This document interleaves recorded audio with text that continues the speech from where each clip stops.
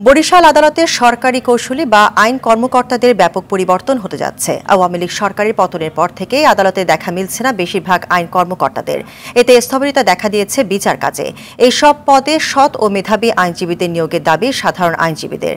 বরিশাল থেকে আরিফুল ইসলামের তথ্যচিত্রে বিস্তারিত জানাচ্ছেন জুবায়ের রাজিন।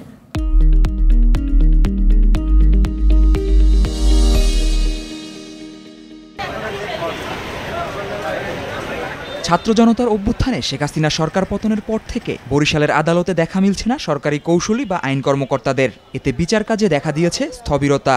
এরই মধ্যে নতুনভাবে নিয়োগ পেতে দৌড়ঝাঁপ শুরু করেছে অনেক আইনজীবী। স্বাধীনতা পরবর্তী সময় যারাই ক্ষমতায় এসেছে সেই দল থেকেই সরকারি কৌশলীদের নিয়োগের রীতি চলে আসছে। তবে সাধারণ আইনজীবীদের দাবি দুর্নীতিমুক্ত আইনের শাসন প্রতিষ্ঠায় সৎ ও মেধাবী আইনজীবীদের নিয়োগ দেয়ার। যেখানে যোগ্য এবং নীতিবান এবং যারা কাজ জানে, কাজ বোঝে, সেরকম স্মার্ট ইয়ং জেনারেশন এদেরকে নিয়োগ দেওয়া উচিত। বয়স বেশি হলে সে অভিজ্ঞ হয় না, অভিজ্ঞ হইতে হলে তার পারফরমেন্স থাকতে হইবে।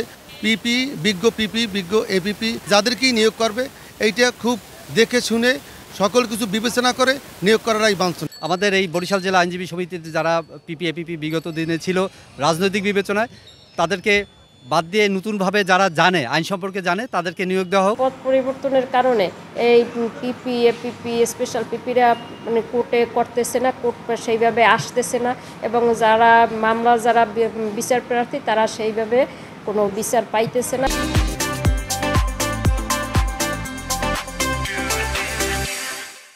দেশ পুনর্গঠনে আইনের শাসন প্রতিষ্ঠায় আদালতে সরকারি কৌশলী নিয়োগে মেধাবীদের অগ্রাধিকারের দাবি জানালেন এ আইনজীবী নেতা। নতুনভাবে আইন কর্মকর্তা নিয়োগের মাধ্যমে এই শূন্যতা পূরণ করা সম্ভব, এবং সেক্ষেত্রে মামলার যে জটিলতার সৃষ্টি হয়েছে সেই জটিলতাও পর্যায়ক্রমে কমে আসবে। দীর্ঘদিনের দলীয় নীতির প্রথা ভেঙে যোগ্য ব্যক্তিকেই নিয়োগের মতামত দিলেন বরিশাল জেলা ও দায়রা জজ আদালতের সরকারি আইন কর্মকর্তা।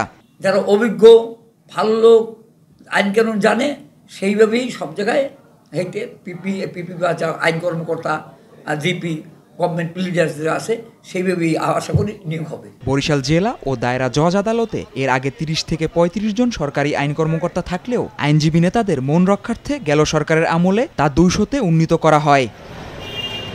জুবায়ের রাজিন, RTV।